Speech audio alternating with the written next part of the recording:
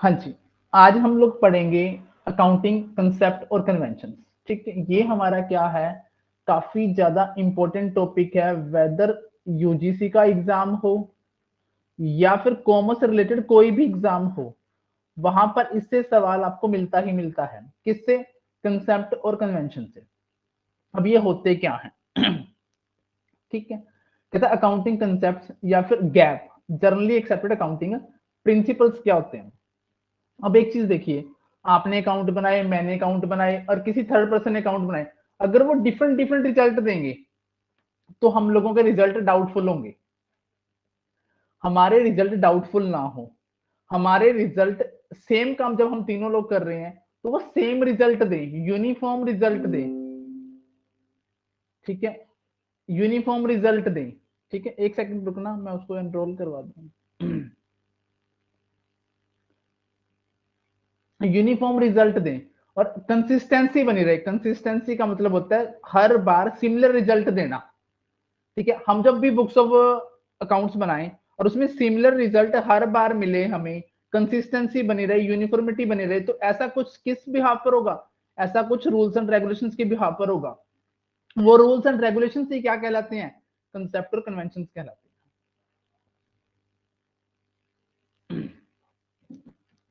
कहते हैं in order to maintain uniformity होता है समरूपता, या फिर आप कहो एक रूपता, सिमिलरिटी।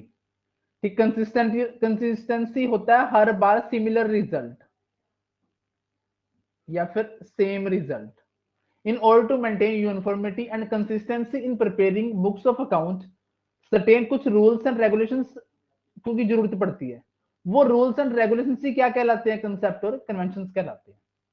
ये जो रूल्स एंड रेगुलेशंस या प्रिंसिपल होते हैं, ये फाउंडेशन होते हैं, आधार के रूप में, या फिर आप इसको कहो नींव का काम करते हैं ये, या फिर आप कहो आधार, या फिर आप कहो ये किस चीज का काम करते हैं? बेस का काम करते हैं। These principles are foundation of preparing and maintaining accounting records and financial statement. Books of accounts को यूनिफॉर्म और कंसिस्टेंट तरीके से मेंटेन करने के लिए हमें जो रूल्स एंड रेगुलेशंस नीडेड होते हैं, वही रूल्स एंड रेगुलेशन कंसेप्ट और कन्वेंशंस कहलाते हैं।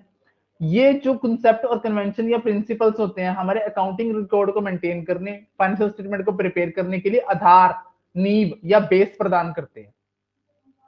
या फिर अकाउंटिंग जो कंसेप्ट, कन्वेंशंस और प्रिंसिपल्स होते हैं, एक तरह की ये क्या होते हैं? अकाउंटिंग रिकॉर्ड को मेंटेन करने के लिए गाइडलाइन के रूप में प्रयोग किए जाते हैं। गाइडलाइन का मतलब है दिशा निर्देश।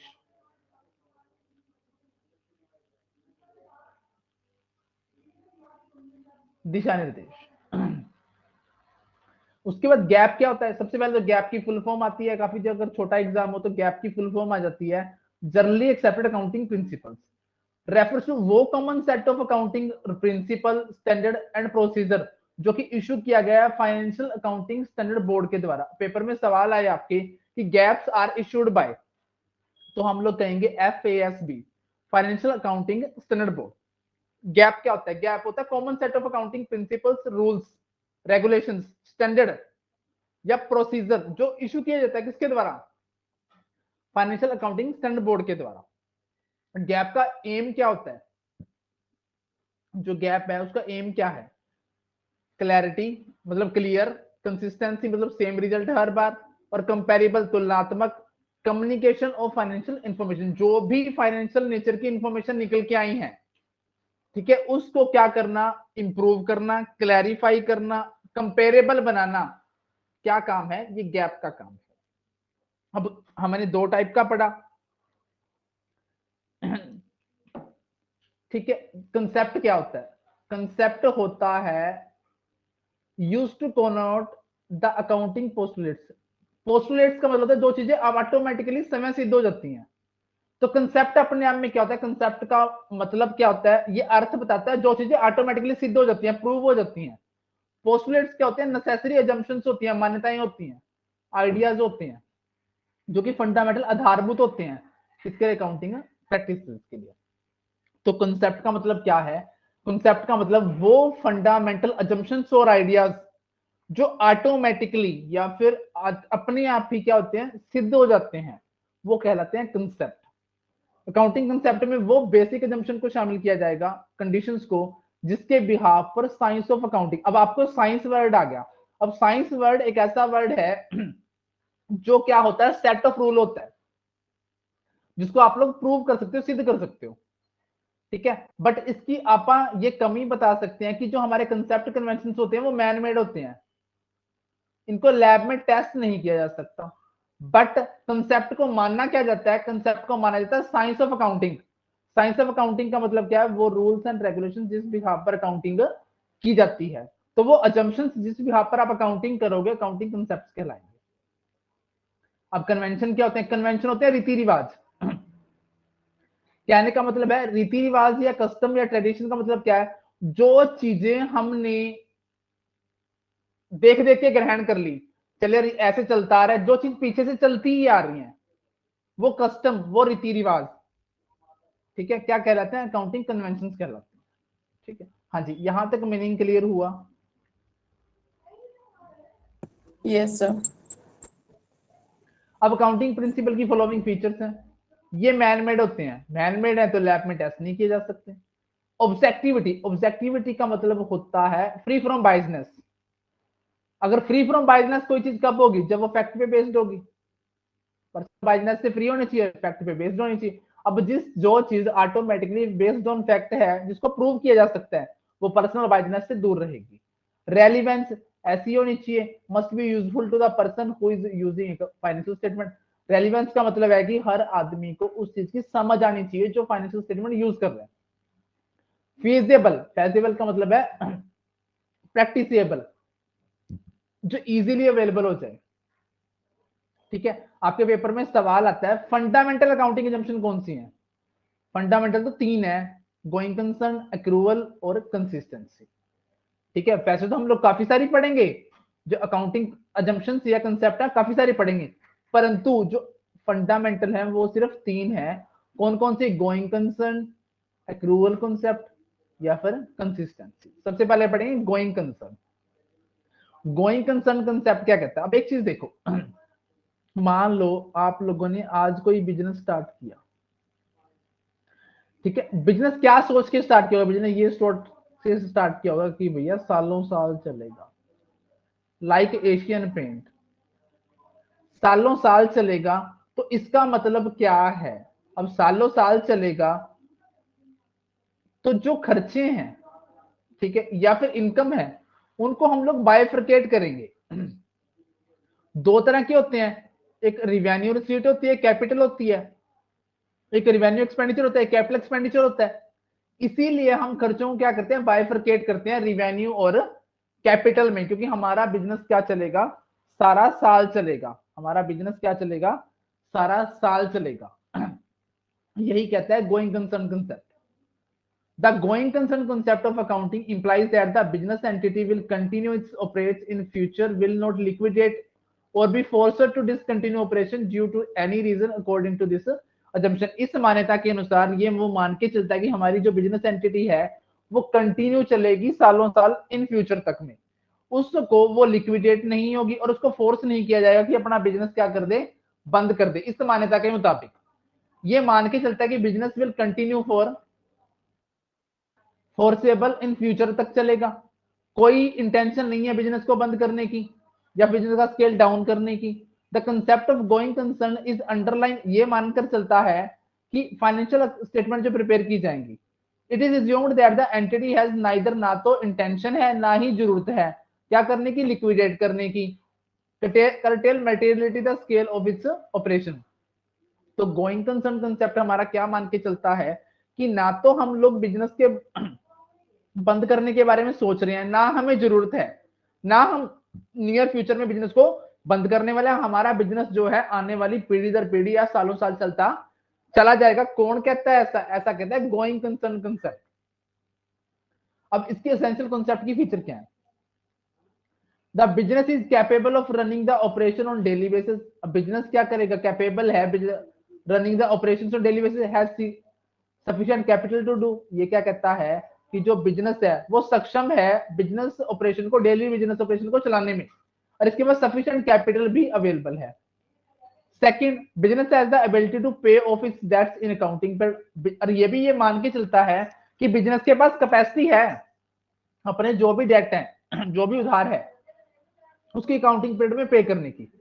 There should be demand in the market for the product और services offered by the business entity. इसने वो सारे सिम्टम बता दिए जो इस तरफ इशारा करते हैं कि बिजनेस अपना, जो भी एंटिटी है वो अपना बिजनेस बंद नहीं करने वाली। क्यों नहीं करने वाली? इसने बता दिया कि हम लोग योग्य हैं हमारा डेली रूटीन का बिजनेस या एक्टिविटीज को चलाने के लिए, और हमारे पास सफिशिएंट कैपिटल भी है। पहला लॉजिक ना बंद करने का। दूसरा, बिजनेस बंद क्यों करते हैं? जब बाहर के पैसे नहीं चुका पाते। ये कहता है बाहर के पैसे भी हम लोग आराम से चुका देंगे, तो भी कोई दिक्कत नहीं। हाँ जी, एक सेकंड होल्ड करना। हेलो,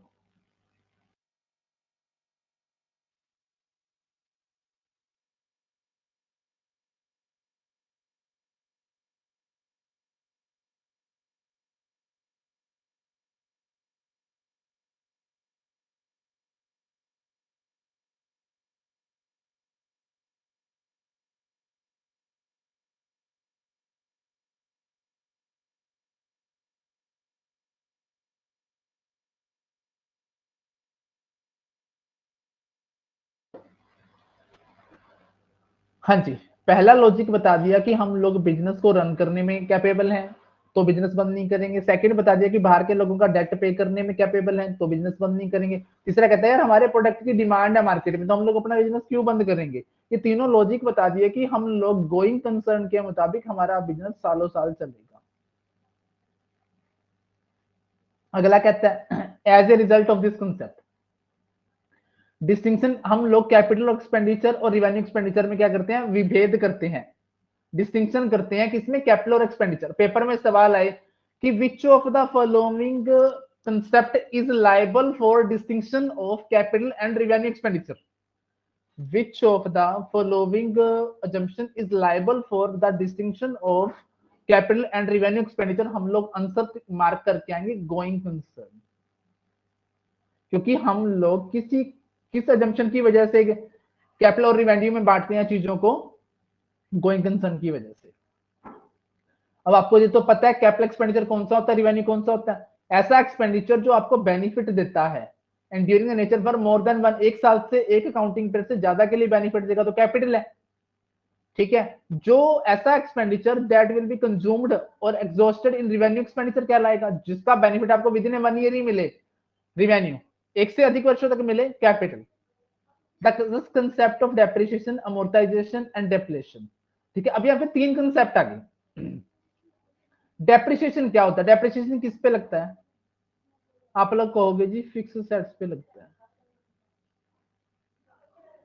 अमोर्टाइजेशन क्या होता है? अरे डिप्लेशन किस पे लगता है?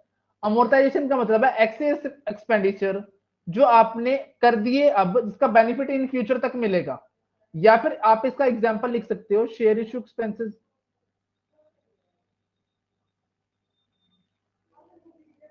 आप इसका एग्जांपल एडवर्टाइजमेंट एक्सपेंसेस। ठीक है, कहने का मतलब है कि जो हमारी फिजिकल असेट्स हैं उनके ऊपर तो लगता है डेप्रिसिएशन, और ऐसी असेट्स जिसका बेनिफिट अब कर दिया और फ्यूचर में बेनिफिट मिलेगा, share issue expenses, advertisement expenditure वगैरह, उसके ऊपर लगता है अमोर्टाइजेशन। ऐसी असेट्स जो धीरे धीरे अपने आप खत्म हो जाती हैं उनका डेप्रिसिएशन कहलाता है, डिप्लेशन कहलाता है। जैसे फॉर एग्जांपल आप लोग कह दो आपके पास ऑयल का वो है, कुआं है, ऑयल का वेल है। हाँ जी, ये तीनों कंसेप्ट समझ पाए आप लोग? हाँ जी सर। ओके। हाँ जी, सेकंड कंसेप्ट आता है एक्रूवल। ठीक है, पिछले चैप्टर में भी मैंने आपको पढ़ाया था एक्रूवल और कैश। दो बातें होती हैं, एक होती है कैश, एक होती है एक्रूवल। जो कैश था, कैश वाला सिंपली कहता था भैया कैश पे कर दिया तो लिख लेना, कैश रिसीव कर लिया तो लिख लूंगा। तो कैश आएगा तब लिखा जाएगा, कैश जाएगा तब लिखा जाएगा। परंतु एक्रूवल कंसेप्ट क्या कहता है? एक्रूवल कंसेप्ट कहता है भैया जब भी ट्रांजैक्शन होगी, जब भी ट्रांजैक्शन होगी, चाहे कैश वास्तव में मिला है नहीं मिला, मिला है नहीं मिला, हम लोग बुक्स ऑफ अकाउंट में क्या कर लेंगे, रिकॉर्ड कर लेंगे और पैसे को प्राप्त हुआ मान लेंगे। ऐसा कौन सा कंसेप्ट या जंक्शन कहती है, ऐसा कहता है अक्रूवल कंसेप्ट कहता है। दो कंसेप्ट होते हैं, एक कैश एक अक्रूवल। कैश बेसिस क्या कहता है, ये कैश वाला कंसेप्ट क्या कहता है कि भैया जब भी कैश प्राप्त होगा तब लिखूंगा, जब कैश पे करूंगा तब लिखूंगा, उधार की मैं कोई एंट्री नहीं करूंगा। परंतु अक्रूवल कंसेप्ट क्या कहता है, जब भी ट्रांजेक्शन होगी, जब भी ट्रांजेक्शन होगी, ठीक है, चाहे आपको उसका कैश प्राप्त हुआ चाहे नहीं हुआ, मैंने बुक्स ऑफ अकाउंट में लिख देना है और बुक्स ऑफ अकाउंट में लिख के वो एंट्री हुई मान लेनी है। ऐसा कौन सा कंसेप्ट करने को कहता है, ऐसा कहता है अक्रूवल कंसेप्ट कहता है। हाँ जी, दोनों में फर्क समझ में आया। जैसे फॉर Yes, sir. एग्जाम्पल हम लोग हरियाणा दिवस के मौके पर बैठे हैं 1 नवंबर 2022 में। देखो दो केस हैं, मैंने किसी दुकान पे जाके कहा कि भाई साहब ये सामान निकाल दो, वो कहते कोई बात नहीं मैं आया 10 मिनट, मैंने कहा 10 मिनट में मैं आया, ये सामान निकाल दो, ठीक है, उसने 10,000 रुपए का सामान निकाल दिया, ठीक है, मैं आया, वो सामान उठाया और चला गया, ठीक है। अगर मैंने कैश पे किया उसी टाइम तो कैश में रिकॉर्ड लिख देगा, अगर मैंने पैसे पे नहीं किए तो वो फिर भी इस 10,000 को रिकॉर्ड करेंगे, तो फिर भी वो उसको ट्रांजेक्शन मानेंगे, किस बेस पे मानेंगे, एक्रूवल कंसेप्ट के बिहाफ पर मानेंगे। अगर कैश बेसिस होता तो कैश पे करके आता तब वो रिकॉर्ड करते और तब मेरे को सामान देते, परंतु मैंने पैसे दिए नहीं, सामान ले लिया, उधार भी कर ली, तो अगलों की तरफ से ट्रांजेक्शन हुई मानी जाएगी। कब हुई मानी जाएगी, आज की डेट में रिकॉर्ड कर दी जाएगी, किस बिहाफ पर रिकॉर्ड कर दी जाएगी, एक्रूवल बेस के बिहाफ पर। पढ़ते हैं आप इसको। कहता है accrual basis is one of the two method of accounting के दो मेथड हैं, एक basis of accounting. The accrual concept is an accounting, एक ऐसा अकाउंटिंग कंसेप्ट है जो require the transaction to be recorded in the time period in which they occur. जब कोई ट्रांजेक्शन होगी उसी टाइम पीरियड में उसको रिकॉर्ड कर देना, regardless of when the actual cash चाहे आपको प्राप्त हुआ है चाहे नहीं प्राप्त हुआ, परंतु जब ट्रांजेक्शन होगी उसी समय रिकॉर्ड कर देना। ऐसा करने के लिए कौन सा कंसेप्ट कहता है, कहता है अक्रूवल कंसेप्ट कहता है। कहता है all the revenues and debt, all the revenues and debt are recognized as they are earned or incurred not when received or in cash। कहता है सारे के सारे रिवेन्यू और जो खर्चे हैं यानी कि इनकम और जो कॉस्ट है आपकी वो रिकॉग्नाइज पहचान हुई या प्राप्त हुई मान ली जाएगी, ठीक है, चाहे वो कैश में प्राप्त हुई है चाहे नहीं हुई है, वो अर्न की गई मान ली जाएगी। This chapter require recording of revenue when they earned not they received. ये क्या कहता है कि रिवेन्यू को कब रिकॉर्ड कर देना है, जब वो अर्न कर लिया। अर्न कब कर लिया, ट्रांजैक्शन होते हुए अर्निंग मान ली जाएगी, चाहे वो आपने उसका कैश प्राप्त किया है या नहीं किया। वैसे ही रिकॉर्डिंग एक्सपेंसेस की जो है, जब आपने खर्चे कर दिए चाहे कैश पे करके आए हो चाहे नहीं करके आए हो, तब वो ट्रांजैक्शन हुई मान ली जाएगी। ऐसा कौन से वाला कंसेप्ट करने को कहता है, ऐसा अक्रूवल कंसेप्ट कहता है। जो जनरली एक्सेप्टेड अकाउंटिंग प्रिंसिपल्स है वो अलाउ करता है preparation of financial statement on accrual basis only, not on cash basis. यानी कि ट्रू पोजीशन ऑफ अकाउंटिंग जो है हमारी फाइनेंशियल स्टेटमेंट की सच्ची या ट्रू पोजीशन दिखाने के लिए हम लोग अक्रूवल बेस पे कॉन्सेप्ट पे क्या बनाते हैं, अकाउंट्स बनाते हैं। क्योंकि कुछ ट्रांजेक्शन ऐसी होती हैं जो प्राप्त नहीं हुई परंतु ट्रांजेक्शन हुई होती हैं, उधार में खरीदना और बेचना, ट्रांजेक्शन तो हुई है परंतु अगर कैश बेसिस पे लिखेंगे तो रिकॉर्ड ही नहीं करेंगे उधार वाली को। तो इसलिए जो हमारा अकाउंटिंग सिस्टम है, गैप है, वो फाइनेंशियल स्टेटमेंट हमें किस भी यहाँ पर अक्रूवल कॉन्सेप्ट के भी यहाँ पर बनाने के लिए कहता है। दिस इज ऐसा इसलिए कहता है कि under the accrual concept revenue और एक्सपेंडिचर जो है वो रिकॉर्ड किए जाते हैं उस पीरियड के, जब जिस पीरियड से वो रिलेटेड होते हैं उसी पीरियड में रिकॉर्ड कर लिए, वो प्राप्त जब मर्जी हो, प्राप्त हो चाहे ना हो। इसी वजह से आप लोग को पता हो, हम लोग जो प्रॉफिट एंड लॉस अकाउंट बनाते हैं, मान लो मैंने सैलरी दे दी किसी को, 11 महीने की दी है, 1 महीने की बाकी है, तो आप क्या कहोगे जी 1 महीने की आउटस्टैंडिंग सैलरी के नाम से जोड़ दो। ऐसा क्यों किया, जबकि ये सैलरी तो मैं अगले महीने दूंगा, अगले साल पे करूंगा, मेरे पास पैसे नहीं है, ये वाले पैसे तो मैं अगले साल पे करूंगा। परंतु आप क्या कहोगे जी, हमारा जो अकाउंटिंग प्रोसीजर है गैप को फॉलो करता है, और गैप कहता है कि भैया जिस वर्ष का खर्चा या इनकम है उसी वर्ष रिकॉर्ड कर दो, वेदर आपको प्राप्त हुई या चाहे नहीं हुई।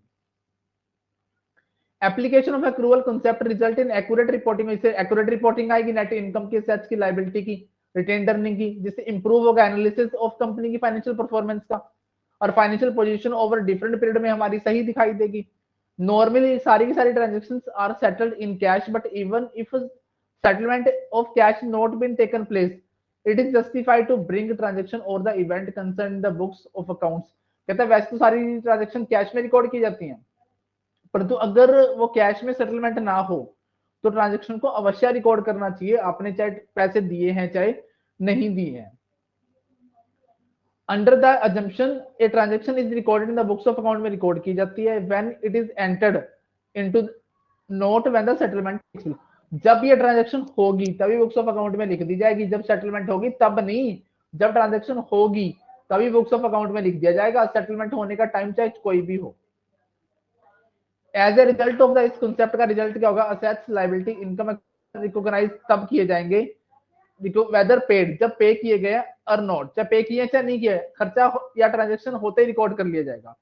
तो करेक्ट प्रॉफिट एंड लॉस पता चलेगा, फाइनेंशियल पोजीशन पता चलेगी। The idea behind the accrual principle is that the financial events are properly recognised by matching revenue. इसको मैचिंग कंसेप्ट भी बोलते हैं, क्योंकि मैचिंग कंसेप्ट क्या कहता है कि सेम ईयर के खर्चे ले लो, सेम ईयर की इनकम ले लो, चाहे आपने वो कमाए हैं या चाहे आपने वो किया है या नहीं किया, सेम ईयर के खर्चे और एक्सपेंडिचर को मैच करना अक्रूवल कंसेप्ट कहता है। इसी वजह से इसको हम लोग मैचिंग कंसेप्ट भी कहते हैं। Accrual basis of accounting follow the matching principle को फॉलो करता है, जो क्या कहता है कि खर्चे और revenue should be recognised in the same accounting, पर जिस साल का खर्चा है उसी साल रिकॉर्ड कर देना। हाँ जी, यहां तक कोई दिक्कत हो तो, परेशानी हो तो बताओ। कोई दिक्कत नहीं है इसमें यहां तक? No sir. सर एक क्वेश्चन है, हाँ जी, ये जो एक्यूरल कॉन्सेप्ट है ये मैचिंग कॉन्सेप्ट का बेस है ना? हाँ जी, जी सर। आप यही तो पढ़ रहे हैं ना, ये देखो books of accounts was entered into the note when sorry नीचे आएगा इसमें, ये था मैचिंग प्रिंसिपल। ये अगला है कंसिस्टेंसी। कंसिस्टेंसी क्या कहता है? कंसिस्टेंसी तो सिमिलर रिजल्ट हर बार देना। अब एक चीज देखिए, आपको सेम रिजल्ट हर बार कब मिलेंगे? सेम रिजल्ट आपको हर बार तब मिलेंगे जब सेम मेथड ऑफ अकाउंटिंग अपनाओगे। सेम मेथड ऑफ अकाउंटिंग बनाओगे तभी आप क्या कर पाओगे, कंपैरिजन कर पाओगे और सिमिलर रिजल्ट मिलेंगे। फॉर एग्जांपल पहले साल आपने डेप्रिसिएशन का मेथड अपनाया, स्ट्रेट लाइन मेथड, दूसरे साल डेप्रिसिएशन का मेथड लगाया, रिटर्न डाउन वैल्यू, तो इनकी कंपैरिजन नहीं की जा सकती, इनका रिजल्ट सेम नहीं हो सकता, इनका रिजल्ट सेम नहीं हो सकता, कंपैरिजन नहीं की जा सकती। तो आपको कंसिस्टेंसी कंसेप्ट क्या कहता है कि अगर आपने सिमिलर रिजल्ट लेना है तो हर बार जो सेम रिजल्ट लेने के लिए अकाउंटिंग जो प्रोसीजर है, जो प्रिंसिपल्स हैं, जो रूल्स एंड रेगुलेशंस है, सेम अपनानी चाहिए। The consistency concept states that the business should maintain the same accounting method or principle throughout the accounting period। accounting period में जो आपने principles, rules, regulations अपनाने हैं वो similar अपनाने हैं, so that the user of the जो financial statement के user हैं accounting information के, वो able to make meaningful conclusion निकाल सकें किससे, financial data से। The concept of consistency का मतलब क्या है, accounting method once एक बार अपना लिया वो continue चलता रहेगा फ्यूचर में। इट इज एसेंशियल दैट, जरूरी है कि अकाउंटिंग पॉलिसीज और प्रैक्टिसेस मेथड रिमेन अनचेंज रहे एक अकाउंटिंग पीरियड से दूसरे अकाउंटिंग पीरियड में, तभी आप लोग क्या कर पाओगे, कंपैरिजन कर पाओगे एक अकाउंटिंग पीरियड की दूसरे अकाउंटिंग पीरियड से। ठीक है, रिजल्ट वर मीनिंगफुल रहेंगे। जैसे मेथड ऑफ डेप्रिसिएशन है, स्टॉक वैल्यूएशन है, मेथड ऑफ चार्जिंग डेप्रिसिएशन है फिक्स एसेट्स के ऊपर। If the business keeps on changing, अगर अकाउंटिंग मेथड बदलती रहेगी तो कंफ्यूजन क्रिएट हो जाएगी, financial statement will not comparable नहीं हो सकते अकाउंटिंग पीरियड में। In accounting equally acceptable accounting policies बनानी चाहिए, जैसे डेप्रिसिएशन के लिए, वैल्यूएशन ऑफ स्टॉक के लिए, इन्वेंट्री के लिए, फॉरेन एक्सचेंज ट्रांजेक्शन के लिए। The concept prescribe that the accounting practices है जो एक बार अपना लिए फाइनेंशियल स्टेटमेंट बनाने के लिए वो कंसिस्टेंटली फॉलो किए जाएंगे। It helps in better understanding of the financial statement, अच्छी अंडरस्टैंडिंग बनेगी, कंपेरेबल होंगी प्रीवियस ईयर से। अकाउंटिंग पॉलिसी अडॉप्ट कर लिया, अगर लगातार बदलते जाओगे तो आपके जो रिजल्ट होंगे वो कंपेरेबल नहीं होंगे, अंडरस्टैंडेबल नहीं होंगे, कंफ्यूजन क्रिएट करेंगे और ट्रस्टेबल नहीं होंगे। अगर आप सिमिलर मेथड हर बार अपनाओगे, ठीक है, मेथड हर बार सिमिलर अपनाओगे तो आपके रिजल्ट क्या होंगे, सिमिलर होंगे, सेम होंगे। उनकी कंपैरिजन की जा सकती है पिछले साल की और अगले साल की, ठीक है। जैसे फॉर एग्जांपल आप सभी किसान परिवार से आते हो, मान लो आपने इस साल जो भी अपनी जो गेहूं है कण का वो बीज लगाया, अगले साल भी वो लगाया, सेम सेम कंडीशन में उसको लगाया। इस बार जो फसल हुई वो 60 हम लोग बोलते हैं मन, 60 मन पर किल्ला हुई, ठीक है। अगली बार 60 to 65 या 70 के अराउंड होगी, तो सिमिलर रिजल्ट आपको मिल रहे हैं, यानी कि पहले से अच्छे मिल रहे हैं, तभी कंपैरिजन की जा सकती है। अगर दोनों बार बीज अलग अलग हो तो क्या कंपैरिजन पॉसिबल है, बिल्कुल भी पॉसिबल नहीं है, ठीक है। Accounting policy adopted can be change, अगर चेंज किए जा सकते हैं अगर लॉ के मुताबिक जरूरी हो, ठीक है। अगर आपको जरूरत है कि लॉ के मुताबिक हमें चेंज करना ही पड़ेगा, वैलिड रीजन हो आपके पास चेंज करने का, तब आप लोग इसको चेंज कर सकते हो। अब आते हैं अकाउंटिंग कंसेप्ट। अकाउंटिंग कंसेप्ट मैंने पहली ही क्लास में आपको ये बताया था। बिजनेस एंटिटी क्या होती है, बिजनेस एंटिटी का मतलब क्या है, बिजनेस एंटिटी क्या हो सकती है, एक इंडिविजुअल हो सकता है, एक फर्म हो सकती है, एक कंपनी हो सकती है, ठीक है, एक एचयूएफ हो सकता है, कोई भी हो सकता है, ठीक है, जिसके बुक्स ऑफ अकाउंट्स मेंटेन किए जाएंगे, जिसके क्या किए जाएंगे, बुक्स ऑफ अकाउंट्स मेंटेन किए जाएंगे, वो क्या कहलाएगी, वो बिजनेस एंटिटी कहलाएगी, ठीक है। अब बिजनेस एंटिटी में आपको पता है हम लोग बिजनेस में जो अकाउंट्स मेंटेन करते हैं, ठीक है, वो एंटिटी के नाम पर करते हैं, not on the name of owner, या ओनर के नाम पर करते हैं। हम लोग जो accounts books of accounts prepare करते हैं वो बिजनेस एंटिटी के नाम से करते हैं, हम लोग उस अकाउंट्स को किसके नाम से, बुक्स ऑफ अकाउंट्स को किस नाम से रिकॉर्ड करते हैं, ठीक है, किस नाम से रिकॉर्ड करते हैं, एंटिटी के नाम से रिकॉर्ड करते हैं, एंटिटी के नाम से रिकॉर्ड करते हैं, ओनर के नाम से रिकॉर्ड नहीं करते। तो इस कंसेप्ट के मुताबिक क्या मतलब है कि जो ओनर है और जो बिजनेस एंटिटी है उन दोनों की जो अस्तित्व है, एंटिटी है जो, ठीक है, जो एग्जिस्टेंस है वो डिफरेंट होती है। आप लोग बुक्स ऑफ अकाउंट जो बिजनेस के बनाओगे वो इस बिहाफ पर बनाओगे, पर्सनल नेचर के बिहाफ पर नहीं बनाओगे। तो ये कहने इस कंसेप्ट का मतलब क्या है कि जो बुक्स ऑफ अकाउंट्स हैं ओनर के और बिजनेस एंटिटी के वो सेपरेट रखे जाते हैं। इसी वजह से लॉजिकल बात बताता हूं, आप लोगों को पता भी होगी, ठीक है। आपको एक बात पता है, हम लोग बैलेंस शीट बनाते हैं, ठीक है, बैलेंस शीट में एक छोटी सी बात सोचो, इस तरफ असेट्स होती हैं, इस तरफ लायबिलिटी होती है। असेट्स पर किसका हक होता है,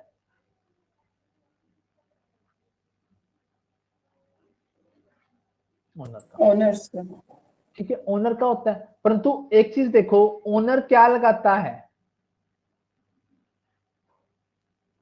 कैपिटल लगाता है। ओनर ने क्या लगाई, कैपिटल लगाई, तो इस कैपिटल को भी हम लोगों को असेट साइड दिखाना चाहिए था, क्योंकि किसकी है ये, ओनर की है। परंतु आप सभी ने पढ़ रखा है हम लोग कैपिटल को इस साइड दिखाते हैं। तो इस साइड दिखाने का लॉजिक ये होता है कि बिजनेस ने जो कैपिटल थी एज ए उधार मान के, ओनर से उधार मान के ले ली है, भी जैसे थर्ड पार्टी से उधार लेते हैं वैसे ही बिजनेस ने अपने ओनर से उधार ले ली। इस वजह से कैपिटल को लायबिलिटी साइड दिखाया जाता है, सिर्फ किस कंसेप्ट की वजह से, बिजनेस एंटिटी या इकोनॉमिक एंटिटी कंसेप्ट की वजह से। हाँ जी, अब समझ में आया।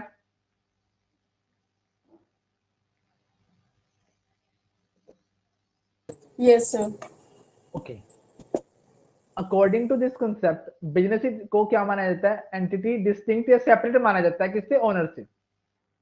बिजनेस क्या है, सेपरेट आर्टिफिशियल पर्सन है जो अपने ओनर से डिफरेंट होता है, किसकी नजरों में, कानून की नजरों में। अकाउंटिंग ये मान के चलता है कि जो बिजनेस है वो सेपरेट है अपने मालिक से, जो बिजनेस को चलाते हैं।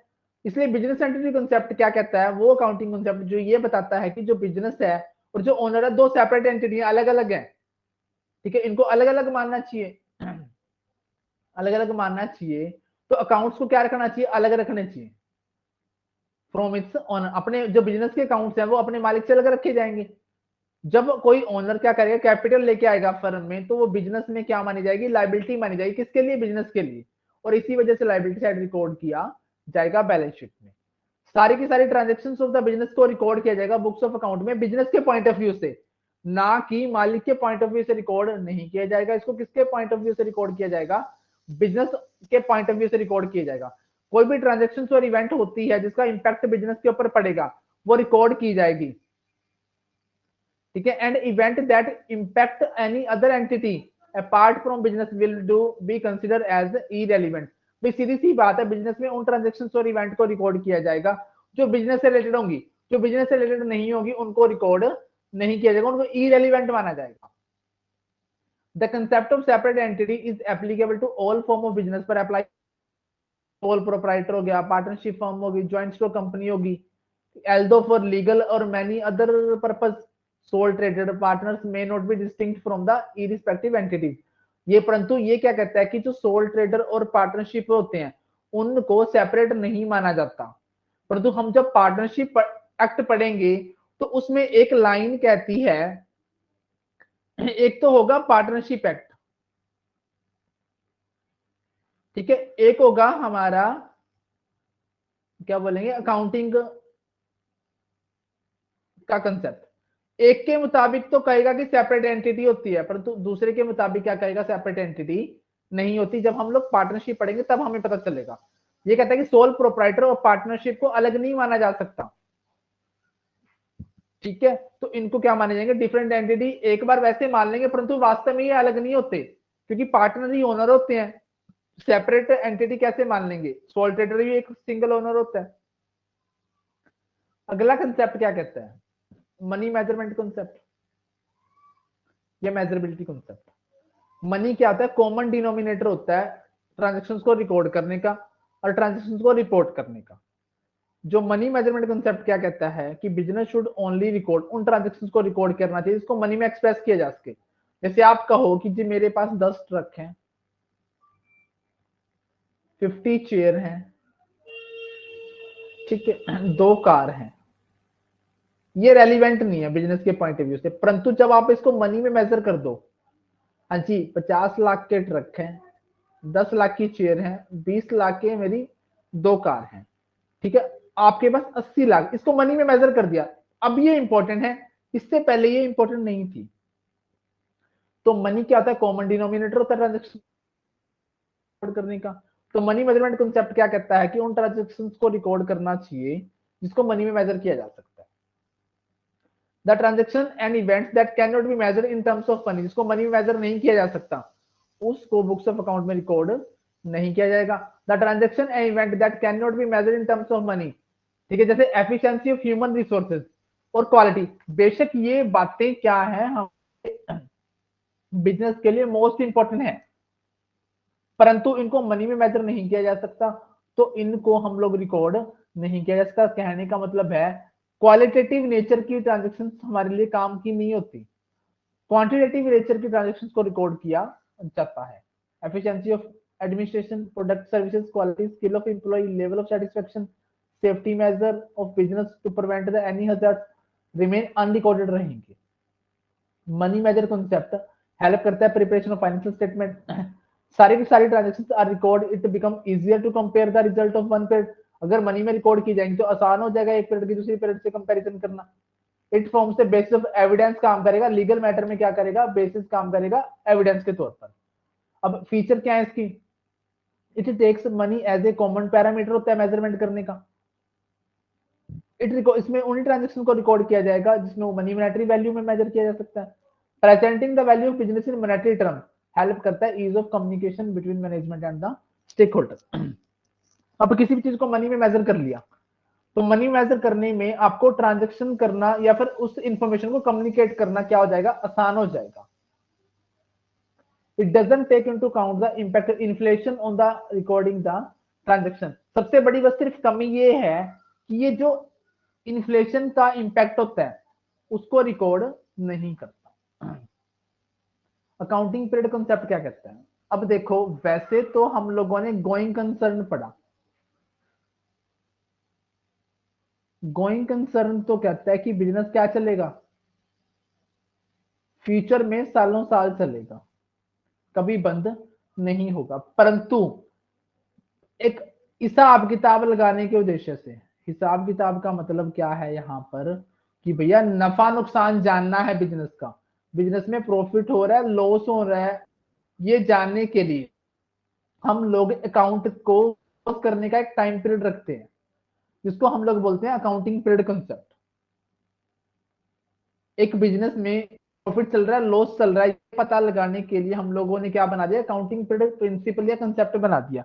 अब ये क्या कहता है, accounting period concept is based on the, इस थ्योरी पर बेस्ड है कि accounting transactions of a business should be divided into equal time period, equal time period में बांट लेना चाहिए। Refer to as accounting period. Going concept के मुताबिक ये माना जाता है कि बिजनेस विल कंटिन्यू चलेगा फॉरसेबल फ्यूचर के लिए, परंतु जरूरी हो जाता है कि फाइनेंशियल परफॉर्मेंस को पता लगाया जाए, फाइनेंशियल पोजीशन का पता लगाया जाए रेगुलर इंटरवल पे, ताकि share holder management, share holder lender creditor उनको फाइनेंशियल इंफॉर्मेशन मिलती रहे रेगुलर इंटरवल पे, तभी वो बिजनेस को कंटिन्यू कर पाएंगे। दिस इज पॉसिबल अगर फाइनेंशियल स्टेटमेंट को प्रिपेयर किया जाए रेगुलर इंटरवल पे। The purpose of such accounting period concept क्या होता है, फाइनेंशियल स्टेटमेंट को प्रिपेयर करना और प्रेजेंट करना इन्वेस्टर को, और हेल्प कर सकता है उनकी कंपेयर करने में performance of the business in the other time period. एक टाइम पीरियड की दूसरे टाइम पीरियड से कंपैरिजन करने के लिए हम लोग क्या करते हैं, फाइनेंशियल स्टेटमेंट बना लेते हैं। फाइनेंशियल स्टेटमेंट को प्रिपेयर करने से क्या होगा, एक पर्टिकुलर टाइम पीरियड का हमें क्या पता चल जाएगा, प्रॉफिट और लॉस पता चल जाएगा और फाइनेंशियल पोजीशन पता चल जाएगी। जो बिजनेस की लाइफ है उसको हम लोग स्मॉल छोटे छोटे भाग में बांट लेते हैं। मोस्टली हम लोग एक साल बाद कंपैरिजन करते हैं। फॉलोइंग द अकाउंटिंग प्रिंसिपल्स को फॉलो करते हुए हम लोग क्या करते हैं, एक साल बाद अकाउंट बनाते हैं। हमारा कैलेंडर ईयर आप सभी को पता है 1 जनवरी से 31 दिसंबर होता है, और फिजिकल ईयर क्या होता है 1 अप्रैल से 31 मार्च तक होता है। इसी को हम लोग हमारा क्या बोलते हैं, अकाउंटिंग पीरियड बोलते हैं। तो एक साल बाद हम लोग क्या करते हैं, अकाउंट्स मेंटेन करते हैं, ताकि हमें बुक्स ऑफ अकाउंट मेंटेन करने से हमारी फाइनेंशियल पोजीशन और हमारी जो क्या बोलते हैं उसको प्रॉफिट एंड लॉस के बारे में पता चल सकता है। ठीक है, हाँ जी, काफी है आज के लिए कहानी इतनी। हाँ जी ठीक है, इतना ही करते हैं, मेरा गला थोड़ा सा खराब है, फीवर वगैरह है। कोई ठीक है, नहीं कल, कल करा हाँ कल इस पीडीएफ को फिनिश करते हुए हम लोग आगे बढ़ेंगे। ठीक है, ठीक। मेरे को ये था कि क्लास लेनी जरूरी है क्योंकि काफी दिन हो गए क्लास नहीं लगी। ठीक है, नहीं हाँ जी अदरवाइज छुट्टी करने वाला था, बट चलो ना से थोड़ा बहुत बेहतर है। हाँ जी सर ठीक है जी, कोई नहीं इस सर क्लास को, हाँ ठीक है। हाँ जी निकिता जी, कोई सवाल हो? नहीं सर ठीक है निकिता जी,